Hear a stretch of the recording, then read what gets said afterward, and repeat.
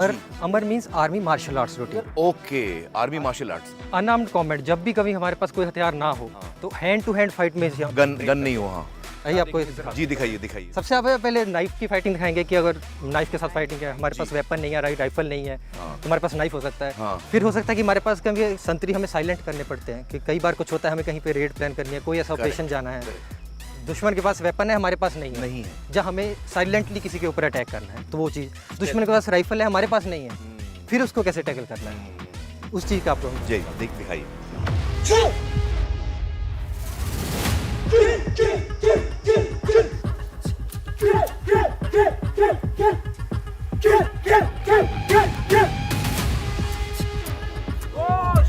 ये लेफ्ट का हाथ यहाँ क्यों होता है?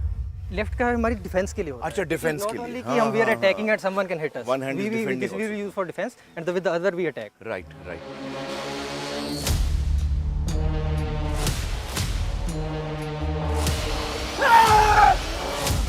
Okay.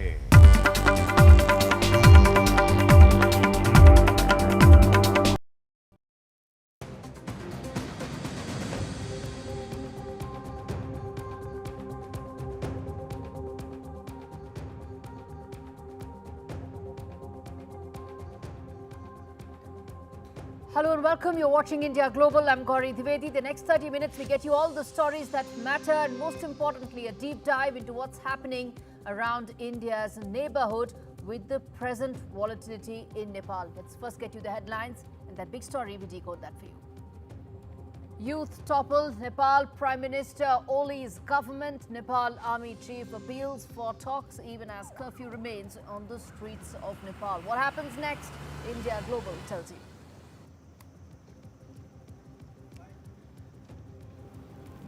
There's a sign of big thaw in the India-US relationship. Progress on trade deal as Donald Trump comes out with a big hint on the possibility of trade negotiations. This comes after his olive branch last week when he said that the India-US relationship is a very important, strategic, comprehensive relationship.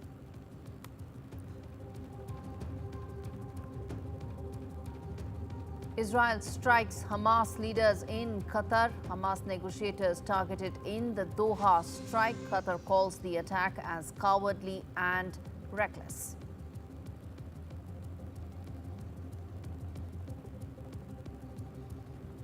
Russian drones shot down over Poland as Polish jets intercept the...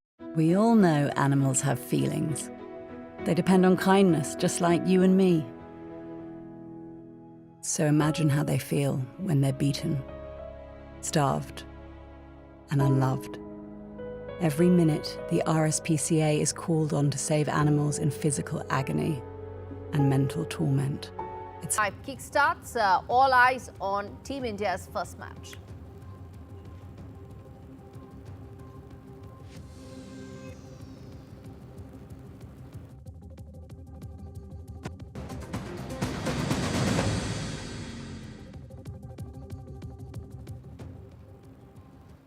Big story on the show this week is Nepal, which is on the edge, viewers, and has been so as security has now been tightened across the India-Nepal border as well. It's been 48 hours since dramatic turn of events have unfolded in Nepal. 19 people have been dead so far. It started out as a protest by youngsters, by youth. Gen Z is the name of the group. They said that they have a problem with the corruption in the country and they came out on the streets because they felt that their social media applications were blocked and that was the right to free speech being crushed. Then it quickly engulfed into something much more. And what has happened is KP Sharma Oli's government has collapsed. There's anarchy on the streets in Nepal as government buildings have been torched, flights have been suspended. More importantly, former prime ministers are being and their families are under attack. Ministers are being chased and thrashed. Yes, that is what is happening on the streets in Nepal. The army has taken over and is now in charge of major security ops, including Kathmandu's airport, parliament complex. Prime Minister has resigned, but tensions remain. In the latest that's coming in, there's been now an indefinite curfew that has been put in place. even as soldiers now have to ensure that things do not go out of control. They already have. Wife of former Prime Minister was killed after protesters set their house on fire. Violent mobs are now attacking Finance Minister to the streets. Those are visuals that are shocking and also tell you exactly how volatile the situation is. My colleagues are on ground in Nepal covering every aspect of this. I'm going to first play out some of those ground reports and then come back and talk more about why this matters to India at so many levels. It impacts India and what about India's neighborhood. But first up, let's quickly also tell you that as far as all border states that share their border with Nepal are now under intense scrutiny, higher surveillance and more social media monitoring, even as things continue to remain fluid. Take a look at this ground report that's been filed by my colleague Aditya Rajkol from the ground. NDTV has reached the residence of the Deputy Prime Minister of Nepal, Prakash Man Singh. He was a senior leader of the Nepali Congress as well. And you can see the kind of devastation that is happening at his residence at a very popular Tamil area of Kathmandu in Nepal. These are charred vehicles, multiple vehicles. I can spot, in fact, at least 4 to 5 vehicles that are completely charred and burnt here, parked in the compound of his residence here in Tamil of Kathmandu. We're being told that, day before yesterday, early morning at 3 a.m., he has already fled his Kathmandu home because he knew the circumstances are getting out of hand. You can see this is the, palatial building where, the family did reside and stayed. In fact, you can see there is, some area that is still burning out here. The entire house has been completely gutted and destroyed. If we walk a little further, apart from these vehicles, this is the entry to the residence of the Deputy Prime Minister, Prakash Man Singh, which is completely, burnt, as you can see, completely destroyed. At one point in time, just about 36 hours ago, this would have been a palatial bungalow in the heart of Kathmandu in Tamil, but now it's completely destroyed. This is the fate of the KP Sharma Oli government and the Communist government and the Nepali Congress leaders who have faced devastation all across in this entire area. Ji? So I'm being told that still things are burning to not touch anything because it could be dangerous. So you can see multiple vehicles completely charged, the compound completely burnt, and this is one such example of the devastation that has happened, not just in government buildings, the symbols of the power of KP Sharma Oli, but also several leaders, several ministers of different political parties here in Nepal. Nepal is seeing now a democratic transition. It has already seen over the last 3 days youth uprising. We've seen the Nepal Parliament building completely burned and charred, the Supreme Court, the Prime Minister's residence, and several other locations. The Deputy Prime Minister's residence here, where I'm standing, is completely devastated. Currently, the Deputy Prime Minister and his family members are at an unknown location, at a safe location. But even as the army takes control of the security situation and the youth uprising's victory happens against corruption, what will be the future of Nepal? Who will take control? Will there be a democratic transition, or will there be a new council of ministers appointed to take care of the restoration of democracy? Reporting from Kathmandu in Nepal with video journalist Prem Singh, this is Aditya Rajkol for NDTV.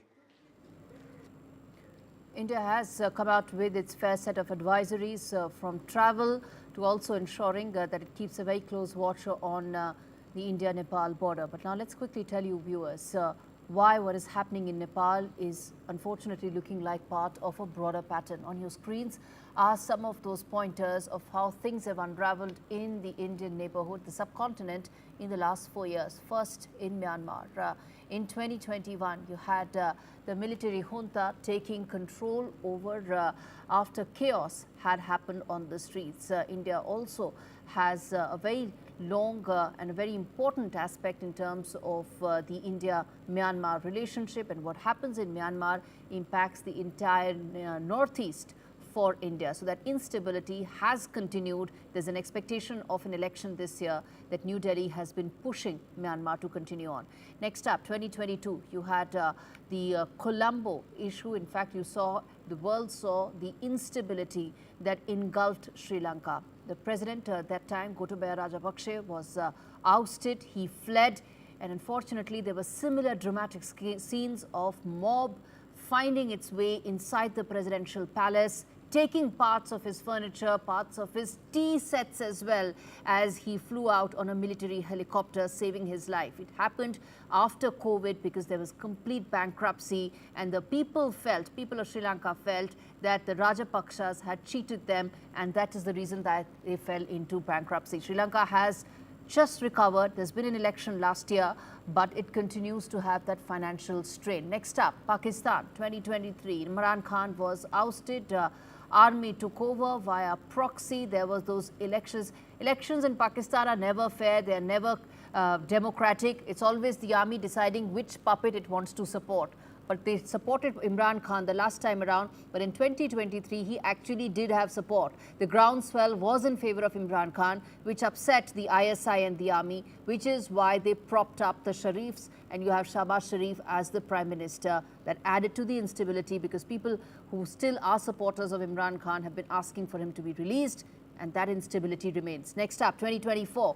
What happened in Bangladesh really had a massive impact in terms of the India-Bangladesh relationship, Bangladesh-Pakistan relationship, India's northeast being exposed to massive instability, and the fact that radical Islamists have been mainstreamed in Bangladesh. Hindu minorities have been under tremendous attack.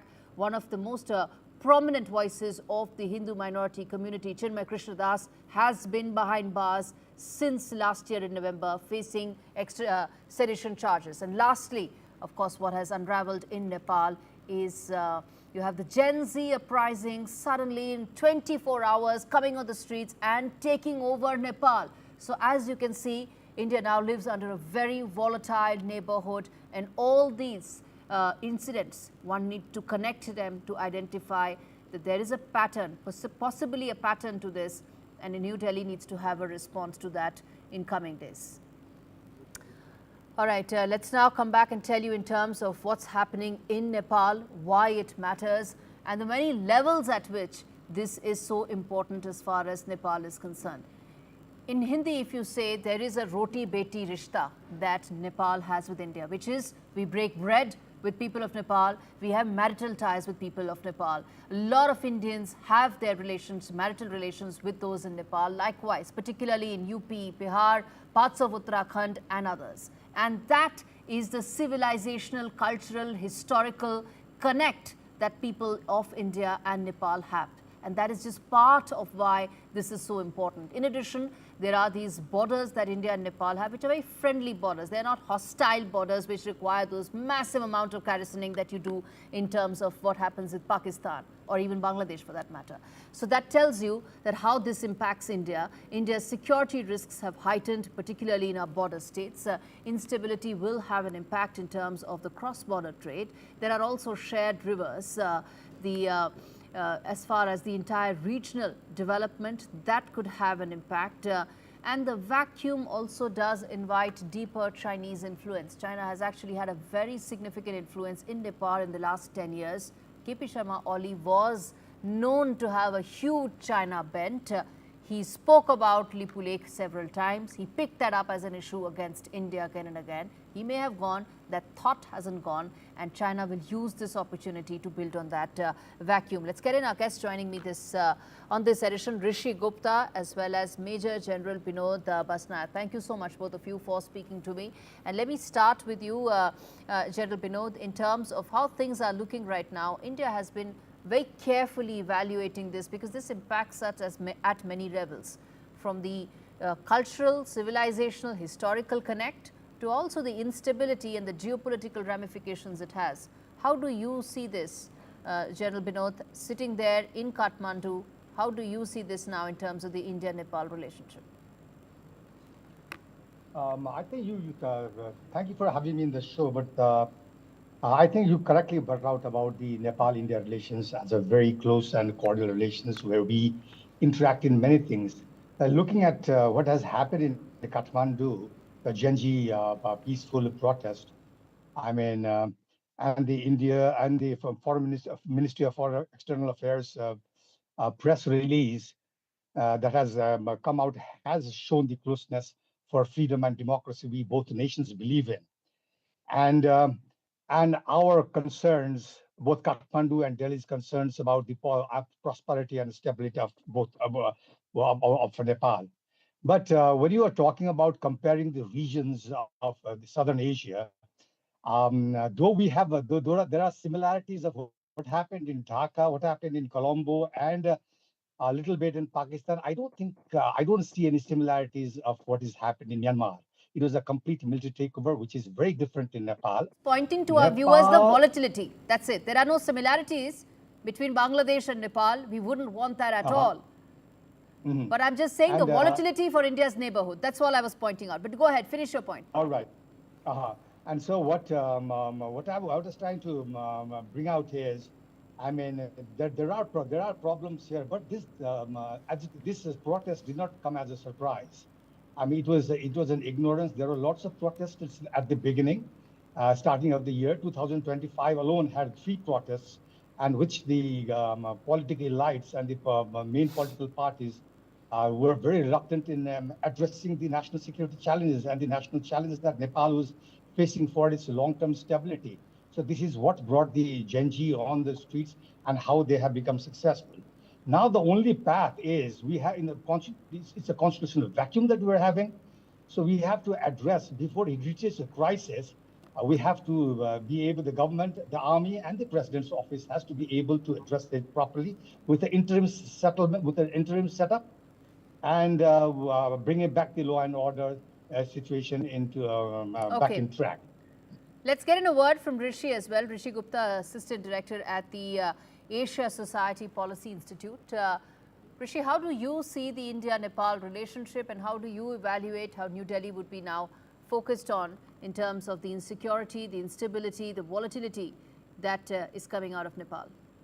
Thank you for having me. I think it's a very timely question. I would say when Prime Minister Modi went to Nepal in 2014 on his first state visit after getting elected in August 2014, the first thing that he was addressing the joint session of the parliament, and he said, if there are tremors in Nepal, they get felt in India as well. I think that sums up the situation that we are in right now. We have an open border. Certainly that's been really like, it's seen as a very, great unique thing between the two countries, because it facilitates the movement of people. As you said, roti beti ka relationship, and roti beti ka relationship does not require a visa, and that's how you don't have a visa or passport regime. Rather, an open border exists, and that facilitates people's movement freely.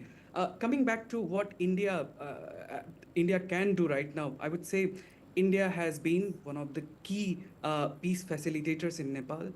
Back in the history, in past 70 years of Nepal's modern political history, you would see that India on several occasions has intervened, but not in terms of any military intervention or any other sort of interventions that India... so India has avoided those kind of things. Rather, India has been in the consultative format. So when there was a problem during the Panchayat era, from 70s to 90s, India was obviously there to support the people as well as the monarchy. At the same time, during the Maoist period, Maoist insurgency, India was helping the Nepalese in terms of providing assistance, and also mind the ties between the two militaries, the Indian army and the Nepalese army, have been the strongest. That's correct.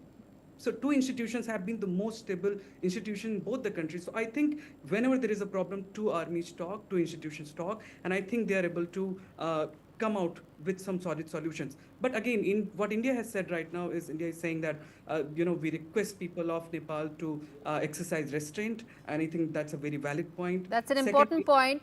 And the other point that you made, Rishi, about the fact that the Indian Army has always been there as a guide and a support for the Nepalese army as well, is another very important aspect. I'm going to leave it there, but this is a situation, a story that we're going to keep coming back to, and I hope that I'm going to keep coming back to it. All right, on that note, a quick break. On the other side, we come back and talk about the other big development which has happened. The India-US trade talks, are they back on track?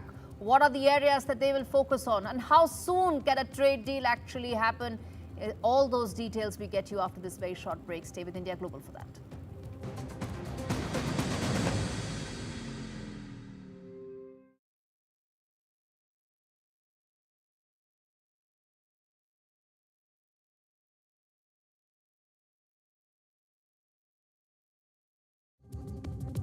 We all know animals have feelings. They depend on kindness, just like you and me. So imagine how they feel when they're beaten, starved, and unloved.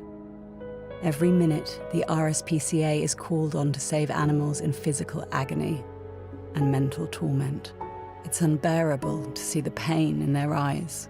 We refuse to give up on them, but to rescue them from a life of fear, we urgently need animal lovers like you to donate today. Please call 0800 121 4260 or text KIND to 84903 to give £2 a month to the RSPCA.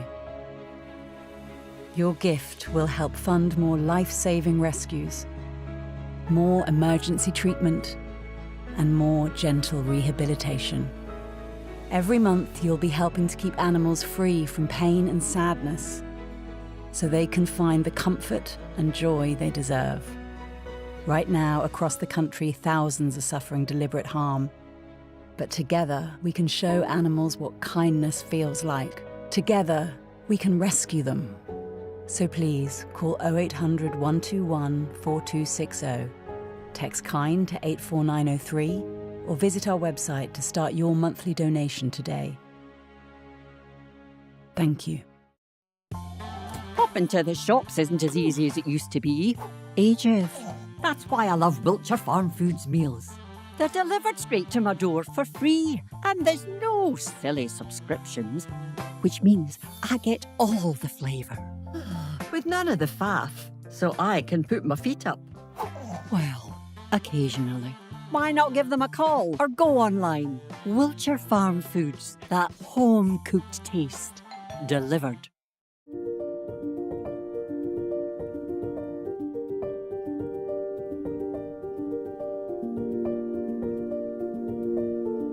They can make me laugh lots and lots and lots and lots. They have to like arts and crafts, colouring, diamond art. Their favourite food is chocolate cake. They should have lots of pets. Goldfish, and then tigers, cats and ducks. They should be able to do a Rubik's Cube as fast as me, which is in 1.27 seconds.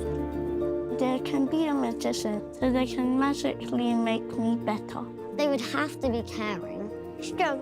Give me the medicine and let me go home.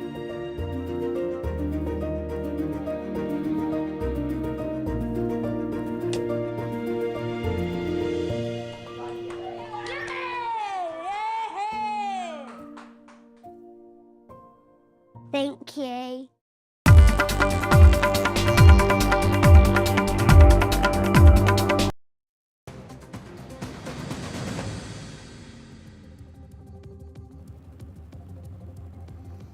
Significant step forward in terms of easing the India-US tensions that have started with a possibility of the two sides negotiating a trade deal. Prime Minister Modi said teams from New Delhi and Washington were working to conclude their trade negotiations at the earliest, potentially easing America's tariff onslaught. Replying to Trump's post on trade talks, where PM said that he was looking forward to speaking with the US President Donald Trump in terms of finding a possibility to end this. Now, how soon can that happen?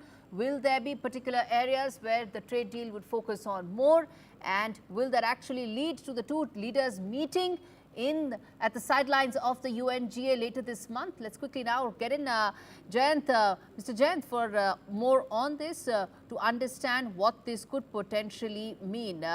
And in fact, we have Mr. Amirullah Khan, who is an economist and trade expert with us on the broadcast. Mr. Khan, how do you see these efforts by the two sides, and are you hopeful of a trade deal?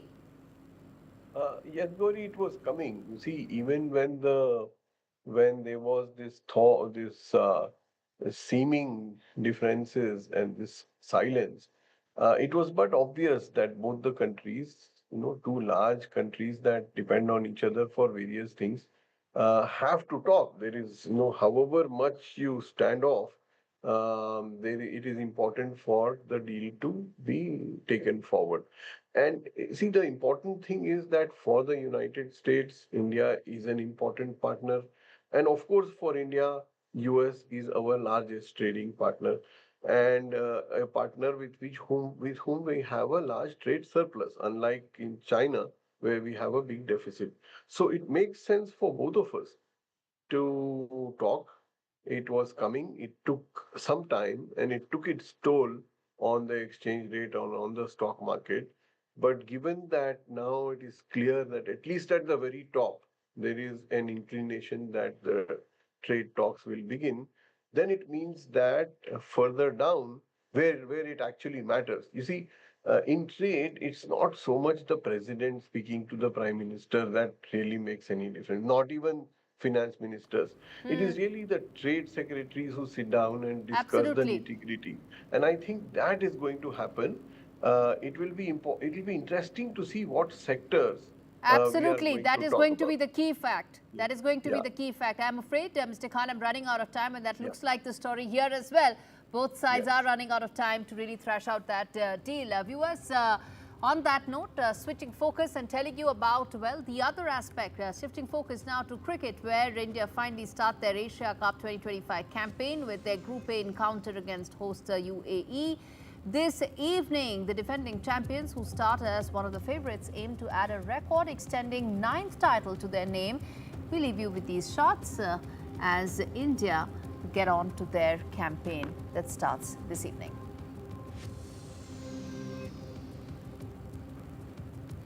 With that, it's a wrap on this edition of India Global. Thanks so much for watching.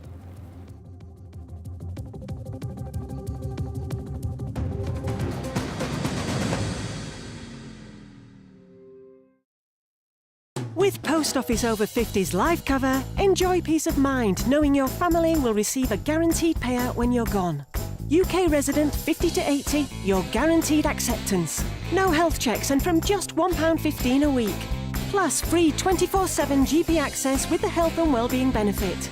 Purchase and receive a £125 gift card for amazon.co.uk, Tesco or M&S. Call Post Office on 0800 171 2211. No child should suffer the torture of trachoma, but so many are in pain right now. Nananga's lashes have turned inwards. They rip and tear away at his eyes. Pomelo's sight could be gone forever. He's just 3 years old. Kofanga screams for his mother. His eyes are so infected that he can't even see her. For so many children in the world's poorest countries, trachoma is torture. It's a painful infection often spread by flies, and it's destroying children's eyesight. But it could be stopped if you help today. By calling 0800 038 4926 and giving £1 a week to Sightsavers, you can help make sure children get the treatment they desperately need. You'll help us bring them the medicines and the care that can treat infections. And that means you'll be helping to save children from the torture of trachoma and a life of blindness. Please help us reach them. Call 0800 038 4926. Text C13 to 82727 or go online and give just £1 a week now. Because we need you to help save the sight of children like Nananga. We need you to help save them from the torture of trachoma.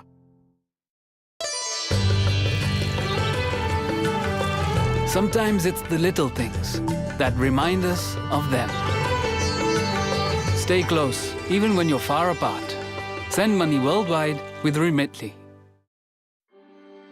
This poor creature is a lion trapped in a cold, bare cage, alone. Terribly malnourished, just skin and bone. How can anyone simply leave a lion to rot and die? Right now, there are thousands of big cats suffering the same torment, languishing in cruel cages, neglected, abandoned, left to die. Will you help Four Paws free big cats suffering around the world right now? Please call 0800 035 7798, text RESCUE to 70544, or go online and give just £3 a month. Help Four Paws cut the bars and rescue these cats from their prisons. Help us take them to our sanctuaries where they can begin to recover. You'll be setting big cats free from pain and protecting them from cruelty, letting them see the blue sky above and breathe the clean, fresh air of freedom for the first time. But they are the lucky ones. Please call 0800 035 7798. Text RESCUE to 70544 to give £3 a month via your mobile phone. Because if no one cuts the bars and frees these big cats, they will die trapped and alone.